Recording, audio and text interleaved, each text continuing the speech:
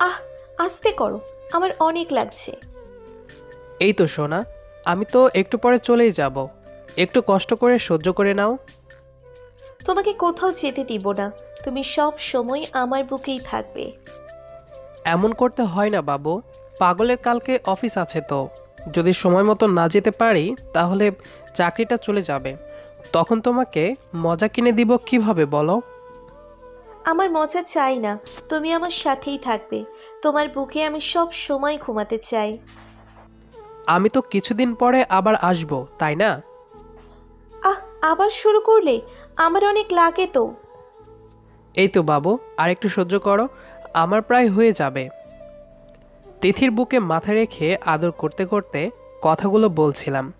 রাত 11টায় আমাদের বাসর। অবাক হচ্ছেন, তাই তো? আসুন, আপনাদের সব কিছু বুঝিয়ে বলছি।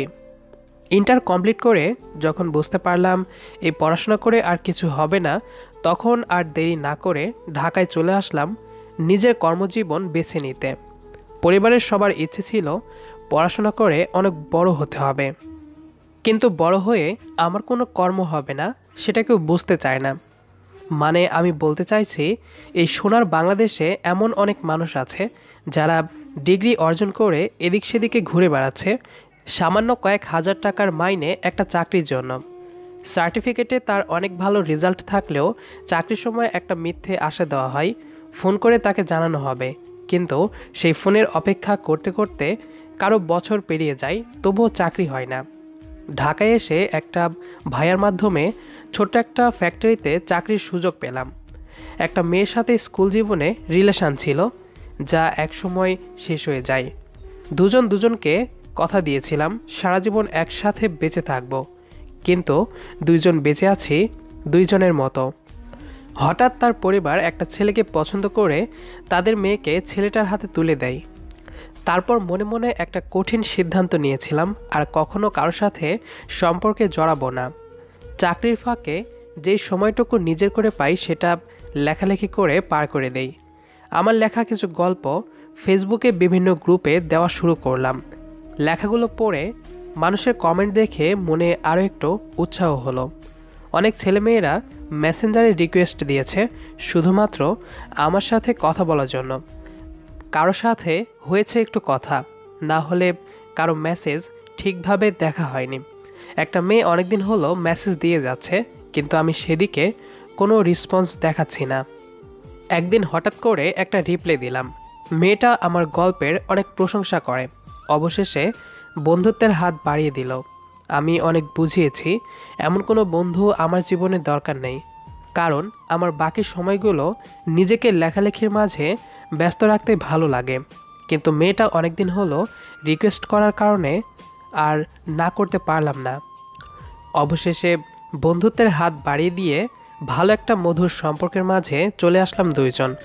অফিসের কাজের ফাঁকে এখন তার সাথে কথা বলার অভ্যাস হয়ে গেছে। একজন অন্যজনের প্রতি অনেকটা যত্নশীল হয়ে গেছি। হঠাৎ আমার নিয়তটা পরিবর্তন হয়ে গেল। এখানে থাকা অল্প বেতনে আমার নিজের চলা কষ্ট হয়ে যায়, পরিবারকে দেওয়ার মতো কিছুই থাকে না। অবশেষে বাড়িতে ফোন করে আব্বুকে বললাম, আব্বু, আমি বিদেশে যেতে চাই। কি বলছিস এইসব? তুই আমাদের একমাত্র ছেলে। আমরা তোকে সব সময় আমাদের চোখে চোখে রাখতে চাই। কিন্তু আব্বু, আমাকে দ্বারা কিছু হবে না। সামান্য এই কয়েক হাজার টাকার বেতনে নিজেই চলতে পারি না। আপনাদের কিভাবে সাহায্য করব? আমার নিজের জন্য কিছু একটা তো করতে হবে। কিন্তু কোনো কিন্তু না আব্বু, আপনি যেমন করে হোক আমাকে বিদেশে যাওয়ার ব্যবস্থা করেন। আমি না হয় মেনে নিলাম, কিন্তু তোর মাকে কেমন করে বোঝাবি? সেটা তুমি আমার উপর ছেড়ে দাও। 3 বোনের একমাত্র ভাই আমি। মানে আমার 3 বোন আর আমি, এই মিলে আমাদের ছোট সংসার। বড় 2 বোনের বিয়ে হয়েছে, এখন বাকি আছে আমার ছোট একটা বোন। নিজের চাহিদা পূরণ করতে না পারলেও ছোট বোনের আবদারগুলো কখনো অপূর্ণ রাখি না। যেমন ভালোবাসা দিয়ে বড় করেছি, তেমনি আমার একটু শাসনে ভয় পাই অনেকটা। দাদার রেখে যাওয়া ভিটেমাটি অনেক আগেই নদী ভাঙ্গনে হারিয়ে ফেলেছি। এখন থাকার মতো একটা ঘর ছাড়া আর কিছুই ছিল না। এদিকে তিথির সাথে আমার সম্পর্ক দিন দিন গভীর হতে থাকে। অনেক কষ্ট করে মাকে বুঝিয়ে রাজি করিয়েছিলাম। পাসপোর্ট করার জন্য একটা ফর্ম তুলে অনলাইনে আবেদন করলাম। 2 দিনে ছুটি নিয়ে আমার সকল কাগজ অফিসে জমা দিয়ে আসলাম। এই 2 দিন ব্যস্ততার মাঝে তিথির সাথে আমার তেমন একটা কথা হয়নি। তিথি অনেকবার জানতে চেয়েছে আমি কোথায় যাচ্ছি, কেন যাচ্ছি।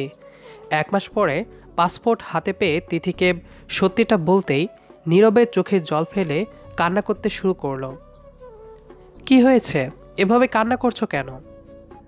কিচ্ছু হয়নি। দোয়া করি তোমার জীবনের প্রত্যেকটা চাওয়া আল্লাহ তোয়ালা পূরণ করুক। কিন্তু তুমি এভাবে কান্না করছো কেন সেটাই তো বুঝতে পারছি না। আংটি আজকেও বুঝি আবার বকা দিয়েছে? তিথিরা 2 বোন। বড় বোনের বিয়ে হয়ে সংসার করছে, আর তিথি নবম শ্রেণীতে পড়াশোনা করে। অনেক সময় তার আম্মুর বকা খেয়ে আমার সামনে এসে মন খারাপ করে থাকতো। এমনকি মাঝে মাঝে ছোট বাচ্চাদের মতো কান্না করত। মন খারাপের কারণ জানতে চেয়ে তিথি আমাকে যেটা বলল সেটা শুনে আমি অবাক হয়ে গেলাম। আমি কি বলবো কিছুতেই বুঝতে পারছিলাম না। কিন্তু তিথি তো আমাকে বলেছিল সে শুধুমাত্র বন্ধুত্ব করতে চায়। তাহলে আজকে কেন আবার এইসব বলছে? আমার চোখের জল দেখে তবুও বুঝতে পারছো না অয়ন? সবসময় বৃষ্টির পরে আকাশে রংধনু দেখা যায় না। মাঝে মাঝে হালকা মিষ্টি রোদের মাঝেও রংধনু দেখা যায়। এখন কি করে বুঝবো রংধনু বৃষ্টির পরে নিজেকে খুশি করতে আমাদের দেখা দিচ্ছে, নাকি রোদের পরে বৃষ্টি হবে সেজন্য উঠেছে? আমার ভালো লাগছে না অয়ন, ফোনটা কেটে দিলাম। আরে কথা শুনে যাও। আমার মুখের কথা শেষ না হতেই তিথি কেটে দিল। আমি কয়েকবার ফোন করেছি, তিথি বারবার কেটে দিয়েছে। এদিকে আমার বিদেশে যাওয়ার জন্য সকল কার্যক্রম চলতে থাকে। একদিন ফেসবুকে স্টোরিতে আমার একটা ফটোর সাথে ভালোবাসি লিখে স্টোরি দিয়েছে তিথি। আমি দেখে আর একটুও দেরি না করে ফোন দিলাম। তিথি আমাকে বলল, আজকে অফিসে যাওনি? 5টায় চলে এসেছি। আর তুমি ফেসবুকে ওইটা কি দিয়েছ? আমার যেটা ভালো লাগে সেটাই দিয়েছি। কেন, তোমার কোনো সমস্যা আছে নাকি? ভালোবাসা কত প্রকার হয় জানো? কোন ভালোবাসার কথা লিখেছো তুমি? যে ভালোবাসা নিজের করে পাওয়া যায়, আমি সেই ভালোবাসার কথা লিখেছি। কিন্তু তুমি তো জানো আমি বিদেশে যাচ্ছি। তাছাড়া আমাদের মাঝে কথা হয়েছিল সম্পর্কটা শুধু বন্ধুত্ব পর্যন্ত থাকবে। অয়ন, আমি তোমাকে ভালোবাসি। এখন তুমি কারণ জানতে চাইলে আমি শুধু এইটুকু বলতে পারবো, তোমাকে আমার করে পাওয়ার জন্য ভালোবাসি। তাছাড়া কিভাবে ভালোবেসেছি এইসব জানতে চেও না প্লিজ। আমার কাছে উত্তর দেওয়ার মতো কিছুই থাকবে না। ওকে, আমি কোনো কারণ জানতে চাইবো না।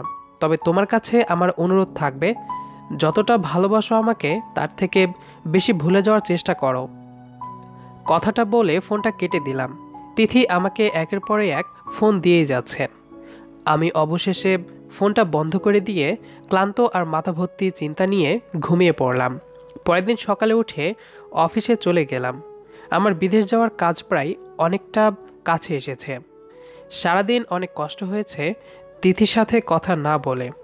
অফিস থেকে বাসায় ফিরে আর থাকতে না পেরে তিথিকে ফোন দিয়ে জানতে পারলাম অনেকগুলো ঘুমের ওষুধ খেয়ে অজ্ঞানের মতো পড়ে পড়ে ঘুমাচ্ছে তিথি। কথাটা শুনে আর থাকতে পারলাম না। এই মেয়ে আমাকে এতটা ভালোবেসে ফেলবে কিছুতেই বুঝতে পারিনি। অফিস থেকে কয়েকদিনের ছুটি নিয়ে চলে গেলাম তিথির সাথে দেখা করার জন্য। তিথি সবার সামনে অসুস্থ শরীরে আমাকে জড়িয়ে ধরে বলল আমাকে ছাড়া বাঁচবে না। তিথির আম্মু আমাকে ডেকে বলল, বাবা, তিথি তোমাকে সত্যিই ভালোবাসে। তুমি দয়া করে আমার মেয়ের জীবনটা নষ্ট করো না। কিন্তু আন্টি, আমি অনেক বুঝিয়ে বলেছিলাম আমি কোনো সম্পর্ক করতে চাই না। গরিব পরিবারের সন্তান হয়ে জন্মগ্রহণ করেছি। নিজের পরিবারকে ভালো রাখার জন্য পরিবার ছেড়ে দূর প্রবাসে চলে যাচ্ছি। এখন তিথি আমার জীবনে এসে সব কিছু এলোমেলো করে দিবে সেটা কখনো ভাবতে পারেনি। সব সমস্যার সমাধান দিয়েই আল্লাহ আমাদের দুনিয়াতে পাঠিয়েছে। তুমি চিন্তা করো না বাবা। আমি তোমার মা বাবার সাথে কথা বলে দেখি তাদের মতামত কি। এখন আমার পরিবারকে এইসব বলা সম্ভব না। অনেক টাকা ঋণ করে আমাকে বিদেশে পাঠাচ্ছে। পরিবার থেকে অনেক বলেছিল ভেবে দেখার জন্য, কিন্তু আমি একটা কথাই বলেছিলাম, আমি বিদেশে যেতে চাই।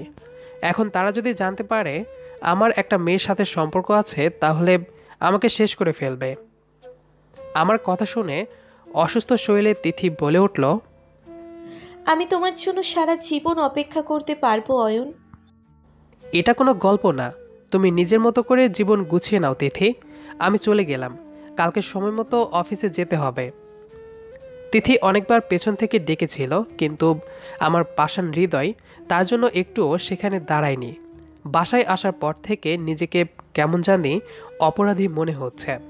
পরিবারের কথা ভেবে নিজের চোখে দেখা একটা নিষ্পাপ ভালোবাসা আমি নিজের হাতে খুন করতে চলেছি। বাসায় এসে তিথির খোঁজ নেওয়ার জন্য আমি ফোন করলাম। তিথির আম্মু ফোন রিসিভ করে আমাকে মিনতির সাথে বলল তার মেয়ের ভালোবাসা গ্রহণ করার জন্য। আমার জন্য না খেয়ে নিজেকে শেষ করে দিচ্ছে তিথি। একজন মায়ের মুখে এমন কথা শুনে আর নিজেকে সামলাতে পারলাম না। এতদিনে তিথির প্রতি আমার অনেকটা ভালোবাসার জন্ম নিয়েছে। আন্টি, আপনি ফোনটা তিথির কাছে দেন একটু, আমি তিথির সাথে কথা বলতে চাই। তিথির আম্মু ফোনটা তিথির কাছে নিয়ে যেতেই তিথি কান্না করে বলে উঠল, আমি কারোর সাথে কথা বলতে চাই না। তিথি, এমন করো না পাগলি। আমিও তোমাকে অনেক ভালোবেসে ফেলেছি, কিন্তু আমার যে কিছু করার নেই। কারো ভালোবাসা লাগবে না আমার। আম্মা, তুমি ফোনটা নিয়ে চলে যাও। তিথি, আমার সাথে কথা বলো, তোমার সাথে অনেক কথা আছে। এমন খারাপ ব্যবহারে যে কোনো মেয়ের ঘৃণা জন্ম নিবে, এটাই স্বাভাবিক। আমার এরূপ ভালোবাসা পাওয়ার জন্য মেয়েটা কত কান্না করেছে, আমি তবুও কোনো সাড়া দেইনি। তিথি আমার ওপর অনেক অভিমান করেছে। অনেক বোঝানোর পরে তিথি আমার সাথে কথা বলার জন্য ফোনটা নিয়েই কান্না শুরু করে দিল। আমি অনেক বোঝানোর পরে তিথি কান্না বন্ধ করে খাওয়ার জন্য রাজি হয়ে গেল।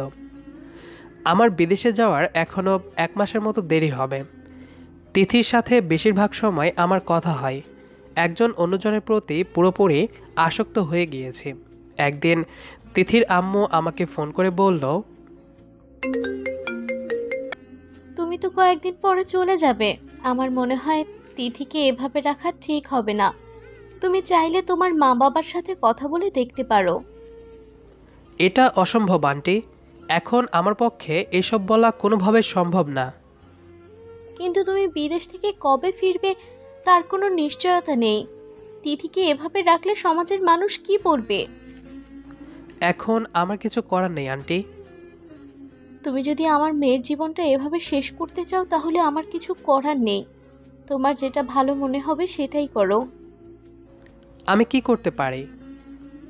তোমার পরিবারকে বলতে সমস্যা হলে আমি আর কি বলবো? আচ্ছা, তিথি কথা বলতে চাচ্ছে তোমার সাথে। তিথি ফোনটা নিয়ে আমাকে বলতে শুরু করলো, অয়ন, আমাকে বারবার ছেলেদের মা বাবা দেখতে আসছে।